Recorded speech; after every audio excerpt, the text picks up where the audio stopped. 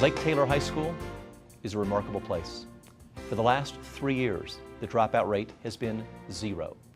Do not adjust your set. Do not change the volume. I meant what I said, 0. Not a single student slips through the crack. And when you hear assertions like that, you may want to do what I did, which is to go visit and check it out with a sense of, I'm not really sure that I believe this. How can they keep the dropout rate at 0? If you miss an assignment at Lake Taylor High School, you have same-day after-school suspension. What do? Not write, I will do my homework 100 times on the board. You actually do the assignment. Because at Lake Taylor High School, they recognize what one of my early principals told me. The word homework may or may not have anything to do with the word home.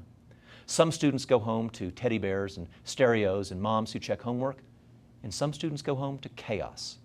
If they're going to get work done, it's before, during, or after school, and that is exactly what Lake Taylor does. The consequence for missing assignments is not an F or a 0. The consequence is doing the work.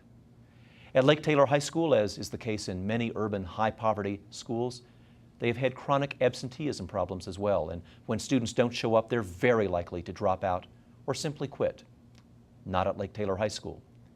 More than 400 students come to Saturday school every single Saturday.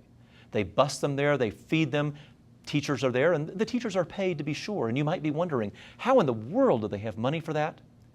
As you'll see in an interview with the principal, it is so much less expensive to avoid a failure than it is to endure a failure. Think about it. Schools always find the teaching staff to repeat a class for students who fail. We always find the money for extra programs after a student drops out.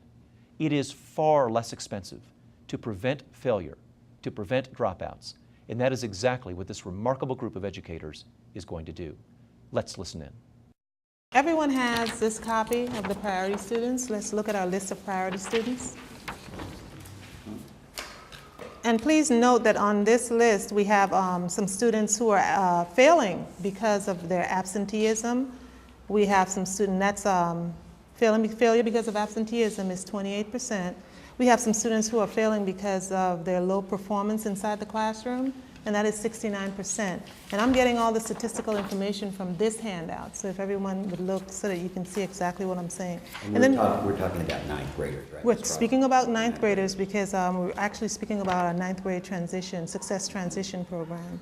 And then we have some 9th grade students who are failing because of their special needs students who needs some special, and Ms. Adeton, I know that you teach special needs students all the time, and you integrate with us because you're a collab teacher. Right. So we need to find some ways that we can help these students to be successful.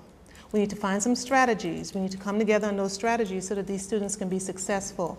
And they can make it in 4 years through high school, from 9th grade through 12th grade.